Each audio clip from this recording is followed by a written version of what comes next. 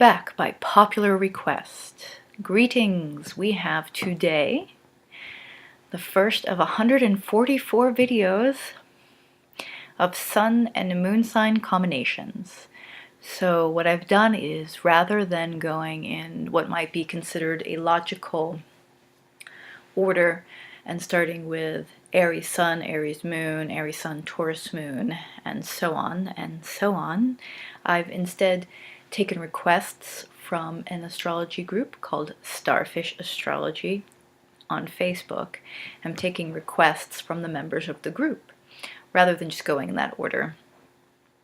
The order, although it makes some sense to do it that way, it might keep it streamlined, but on the other hand, I would actually rather give subscribers and members of the group things that are relevant to them first, and then once I run out of requests, then I can start going from that.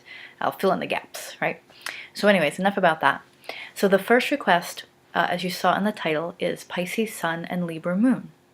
So we're going to start with first of all, this makes no assumptions about what the rising sign might be and where there might be placements in the houses in the charts or aspects, or if in this case the sun and the moon are in conjunct to one another. Usually the orb used in interpreting natal charts is between 2 and 3 degrees. So there's a slight chance that that may be so. But we're just going to go general, and then we'll add slight specifics as we go along. So the sun is really our ego and our true will and our psychological motivation and just how we go about living our life. And I talked about the moon in my 12 videos first because the moon characteristics tend to develop rather early on in life. And if you think that past lives are a thing, some astrologers would even say that the moon brings back any lessons from the past life, as well as, of course, the nodes of the moon. But I'm just going to operate off the idea that the moon develops, from the womb till about 7 or 8 years old. And the sun, it's not that it's not developing during those times at all, but it does tend to become a little bit more prominent at about the age of 2 or 3, kind of like when toddlers start getting a little more demanding. And just so you know, I'm reading off of a paper so I can be a little more streamlined and less bouncing from subject to subject, so I probably won't be looking at you, not that I'm actually looking at you anyways, the whole time. So if the sun represents the ego, and we have a sign like Pisces in it, which is water and mutable, then it could be a very smart conclusion to say that a Pisces sun may not be the strongest personality in and of itself, where the Pisces sun tends to pick up on its environment quite a bit. I consider it like the magpie of the zodiac. So it's, we pick up things as we go through childhood and, of course, into adolescence and beyond. And there's a tendency in a Pisces sun to pick up things in their environment and be particularly good mimics. And being able to mimic, let's say, someone's mannerisms, someone's vocal inflections, or a dialect of a language, or in other cases mimicking complete behaviors, mimicking the reactions of others of being wounded, for instance. So if a sun Pisces were to grow up or to be heavily influenced by someone, particularly in adolescence, I find it's not limited to that, by someone who had really strong pride and ego and was rather conceited and felt very strongly about who they were, then they too might develop a sort of softer version of being easily wounded. Let's think of like a very straight Leo personality, for instance. And usually what the ego tells us is our beliefs and our thoughts are who we are. And if they're challenged, then that means we feel like there's something wrong with us. And that is in a person who's a little bit less evolved. Eventually, hopefully, we come to realize, and I do believe that a solar Pisces is very capable of this, probably earlier on than maybe other signs can be, capable of knowing that our thoughts and beliefs can and should and will change as we mature. And so when we meet people that challenge those, that instead of acting from a fight or flight response and feeling like our value and our worth is being challenged, that we can just look at it as, oh, this is just a thought that I've had since I was a kid. Like, this is just all I've ever known. It would be cool to listen to this other person's point of view. It doesn't mean you have to change your mind about what works for you. But in the world of the Pisces, barring, of course, any really strong external factors that might inhibit the sun in some way, maybe Saturn conjunct Pisces with, or square, maybe Saturn could square Pisces, or, other factors that might put a more, let's say, a lot of fixed signs in the chart, and Pisces is what the sun is like the only mutable sign, something like that. Without those factors out there, generally a Pisces sun will evolve and will want to naturally be around people who are evolving emotionally and intellectually, and and maybe who are a little bit higher than them or a little bit more advanced to them in some way, as best as you can quantify advancing in life, right? So that's the Pisces sun. The Libra moon, which I did a whole video on, which should be on this channel soon. I'm converting these videos from another channel. The Libra moon is like emotional security through relating, because Libra is all about relating and partnerships, and also about creating a balance, creating the yin and the yang in the best amount of balance as possible. And the moon often signifies how you will unconsciously react to things that threaten you emotionally, that threaten your feelings of safety. And it also has a lot to do with how you feel at home, where you feel at home, and how you may have perceived your upbringing growing up. And that's an important distinction to make, because I'm sure you've seen this where you speak with multiple siblings from the same family, and they all have either very different or at least somewhat different accounts of how their parents treated them and their siblings, and how they treated each other, or how, the people they grew up with impacted them.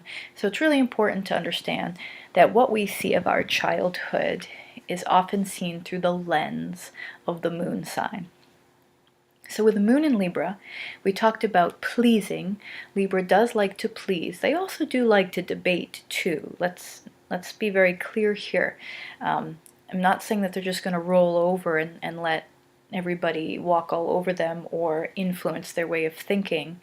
There is a strong enjoyment of the cool-headed, because it's an air sign, debate, and the ability to have an intellectual bent to their emotional, visceral reactions to inequality and injustice, and generally there's a strong emotional connection to other people, and people who might be down on their luck, people who may seem to be a victim of social structure, economic structure, and the Pisces, of course, can join in, because they are the champions of the underdogs and the lovers of all of the dregs of society, and the upper echelon. They don't usually see class or socioeconomic status, at least not in a very hard and fast way where they'll treat people differently. So those two signs together can create, in a way, a very sacrificial, humanitarian aspect to the personality. But the other thing that the Libra sun may have experienced in childhood And again, I've had a lot of experience interpreting charts, so my information comes both from the charts I've interpreted. Some of these are people I know very well, some of them are people I don't know at all, and also from my reading of many books since, over 20 years at this point. And it tends to be a very common theme with the Libra moon that the mother figure, which remember is not always the mother, it's usually just the person who was who had the nurturing duties or had the motherly duties. Sometimes it's biological, sometimes it's not. Sometimes it's not even a woman that is your mother figure. And sometimes it's a little bit of both, right? Sometimes there's multiple gender roles that create the mother figure.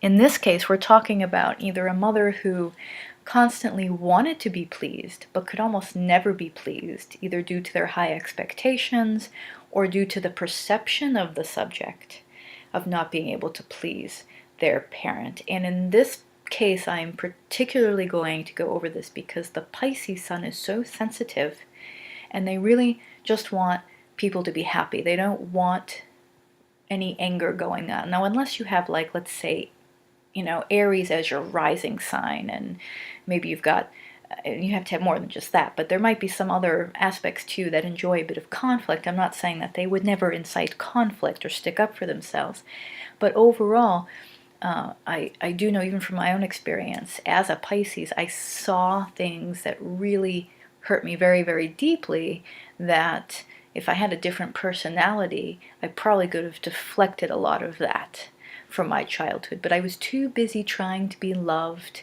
and trying to be pleased and trying to be nurtured.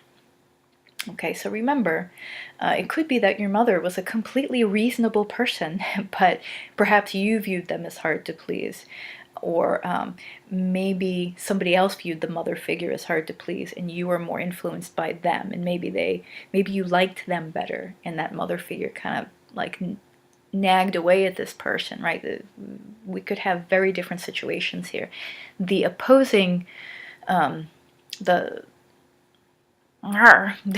the opposite to that, there was a word that was starting to come out and then it stopped, would be the mother that tried to please everyone and was always helping people and may have been even a little bit mousy and subservient in ways just to keep the peace in the house. Like, this is just an example I can think of, the mother or the mother figure who tried to keep the alcoholic parent or step parent or uncle or aunt or whatever at bay, and they may have very well taken on a role of a punching bag, either emotionally or physically, or they worked all the time or whatever it was, just to keep things in the house nice and to try to make everything seem like it was good and everything is happy and we have plenty of things and we have everything we need. And so in all likelihood, the mother figure was a little bit of both, maybe 90% one way and 10% another way, or so on.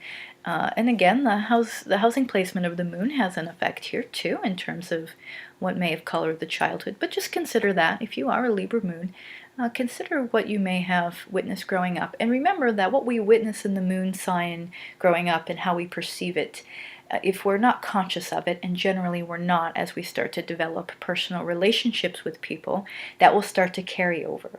So this is just one example. For instance, the relationship you get into, let's say you get married, which is going to go traditional man and woman, but this could be in any dynamic where somebody had the similar characteristics or similar gender role as your mother, and you get along really well, but you feel like you can never please them, and as the relationship goes on, that pattern plays out. Oh, I can never please this person, or you're trying too hard to please this person. Or maybe in some way, they're always doting on you and they're always being extra sensitive to you, and it sort of grates on you because you're like, I'm not mad at you, or why do you keep asking if I'm mad at you? Why do you keep assuming I'm mad? Why are you taking everything personally? So just sort of keep that in mind, where these relationship patterns for our moon sign really do play out. I can tell you this not just from personal experience, but astrologically, it's all over the place. And this is one way where people do start to get a little bit hooked into astrology, because you can sort of start to pry, gently of course, into things that you shouldn't know about them, which is like what their home life may have been like, or what a particular parent was like, or things like that, right? But remember, this is just Pisces Sun, Libra Moon. I don't know anything else about whoever you are that has this. So we're going by baselines. Okay, so now that we've put these two together, right, we get a sense of somebody who may be very influenced by their environment, negatively, positively, just very sensitively, and someone who also can tend to escape, because that's what a Pisces traits taken to the extreme will tend to do, escape either by eating a lot of food or taking drugs or drinking or sex or watching a lot of TV, playing a lot of video games. It doesn't really matter how. But in this case, because Libra Moon's in the mix and the Libra Moon does not love being alone, it has a tendency to enjoy partnership and companionship more than most people. It could be the escape of moving from relationship to relationship, always being dissatisfied and finding similar traits that pop up to be dissatisfied with, which you have to remember is a reflection of you to some degree. So that's another thing about Libra Moon, and about any moon sign too. You have to realize that what probably really annoys you and what elicits really deep visceral reactions in you, where you feel threatened, not ego threatened so much, but threatened in the security sense, what makes you feel like, oh, this could really be a deal breaker for the relationship. That's probably something you're carrying in yourself, or you carry not resistance, what's the word? Resentment towards maybe somebody in your past that was influential in your childhood. So always be looking for those patterns. Always be looking in your mirror when the moon pops out, when the gut, the instinct says, oh, I'm so mad because that person isn't making me happy. They're not pleasing me because they're doing this. That's really when you got to start looking in your, in this case, Libra Moon mirror. Okay, so let's also look a little bit into the Pisces Sun too. Both of these signs have a great deal of creative energies.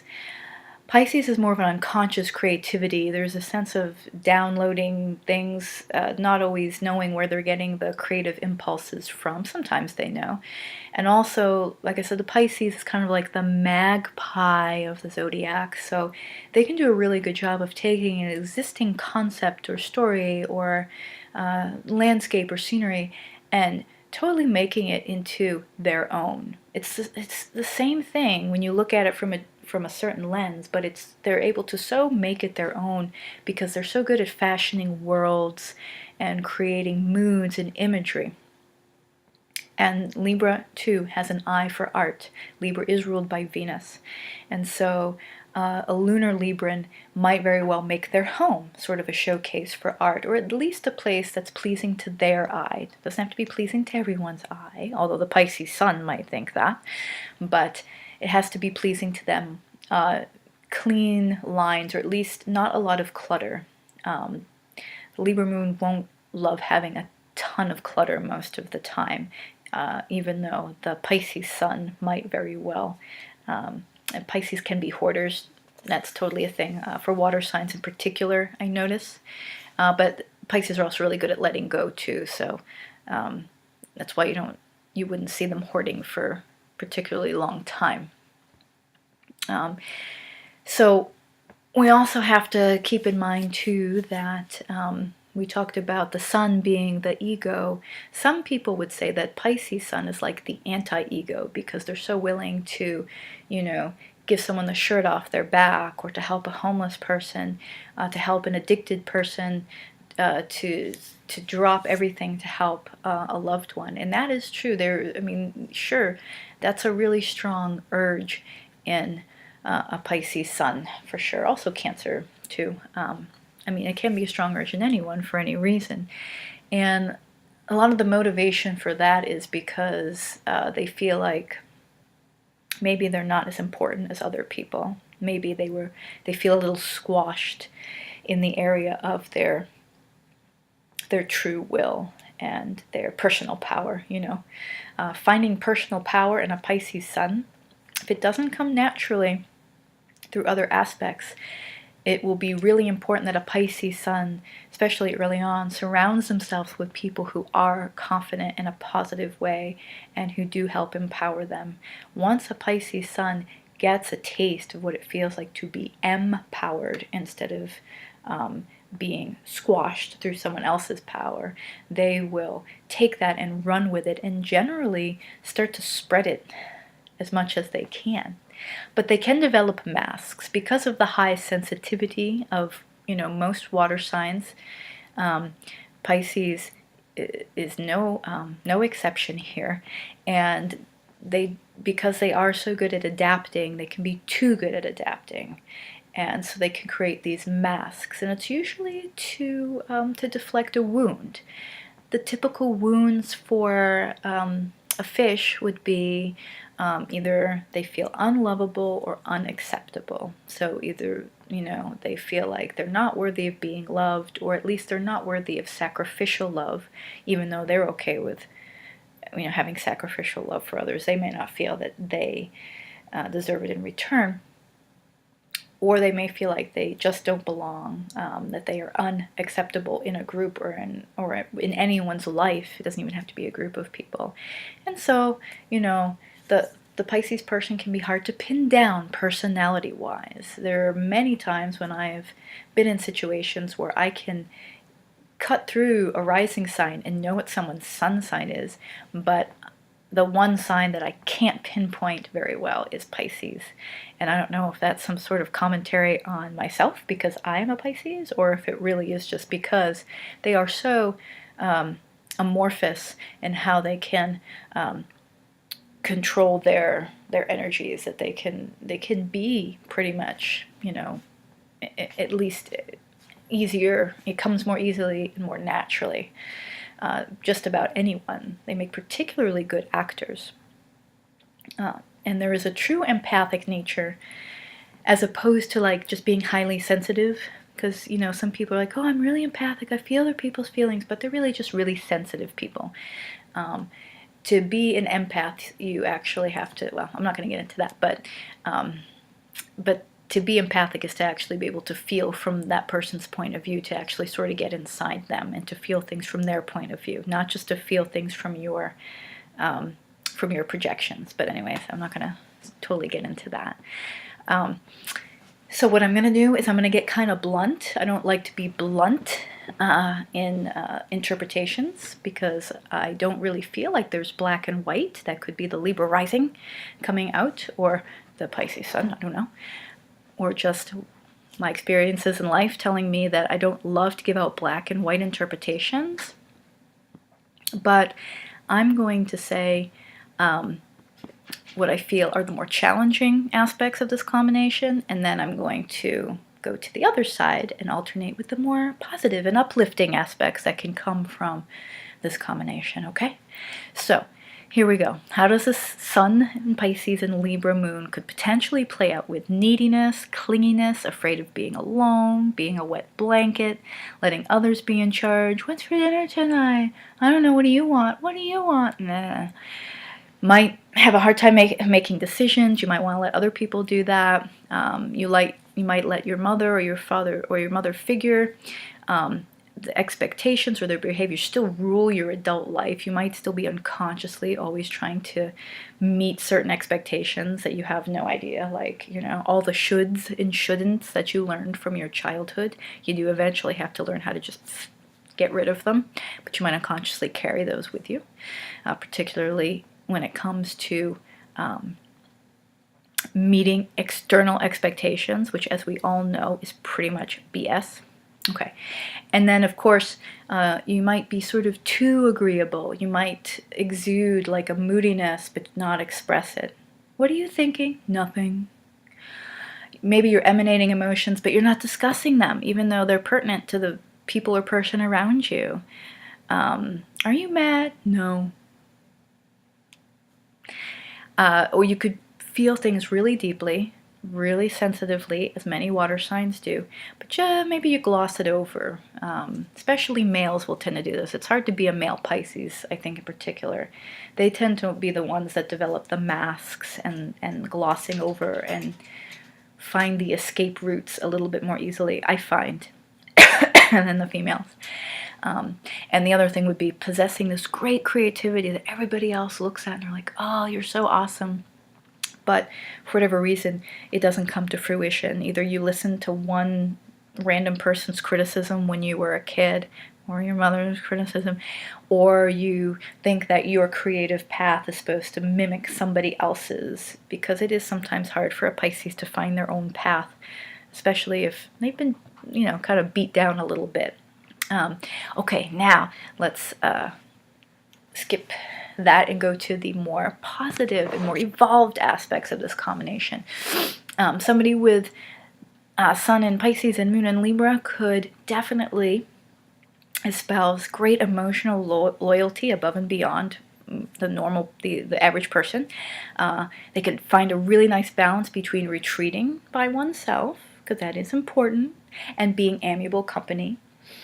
I've seen Libra Moon personalities default to that being around people so much, but they don't realize that there is a need for them to be alone and to be able to have that time to just process, be in silence, and so they become sort of irascible, because they're around people all the time. There's a part of them that thinks they have to, and then there's the bigger part of them that's like, we need some space, right? Maybe you're able to see that moon figure in your life, the mother or father, whatever it was, objectively, and allow those good and bad experiences that you had to both shape who you do and don't want to be, right? Because there's always things to admire, and there's always things that you're like, I don't think I want to be like that. Seeing how your childhood influences may very well shape what you allow to annoy or elicit emotional reactions from you. We sort of touched on this earlier. Especially regarding, what you may have experienced in conflict with your parents and siblings, right? And leave room to see those annoyances reflected in yourself in some way, You may have great ability to express your deepest emotions with great articulation and ardor and not be able to lose yourself in the emotions. You can use the Libran air ability to be composed and yet still create a very beautiful way of expressing how you feel to somebody in a way, and anything that Libra colors has a way of doing this if you utilize it in a way even where you could tell someone that you're really pissed off at them and still make them feel loved. Like that would be a skill that this person would have. And then lastly, which is certainly something that I'm sort of working on myself, is creating anything that is creative to you on your own terms, and trying not to follow someone else's path or listen to other people's criticism. The greatest works in the world usually have received the most rejection and criticism. The Harry Potter books were rejected 20-something times, I think it was, maybe even more than that. So just remember, if it feels right to you to create, if it feels good, if it feels natural, if it puts you in a blissful state, just do it. It doesn't matter whether I or somebody else likes it. It doesn't matter. Okay? So I managed to make this in under 30 minutes, which was my hope. And I'm sure there's a lot more. I know there's a lot more that I could have put in here, but the idea is to give you a pretty good overview, and maybe you either are inspired to learn more, or you can certainly order a chart from me. I love writing charts out. It's part of my business. We can do a little video conferencing as well, and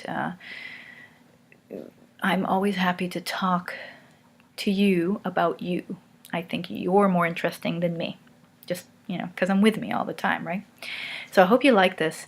If you know your sun and moon sign, guys, put it in the comments, and then when you come up in line, I will get to you, and I will make sure you get tagged. I want to make sure that people are getting what they want, and getting stuff that's relevant to them first and foremost. So thanks for listening. I hope you had a good time. I know I did. Now I'm going to go get a drink of water because I'm a bit parched. Okay, thanks. Have a good night.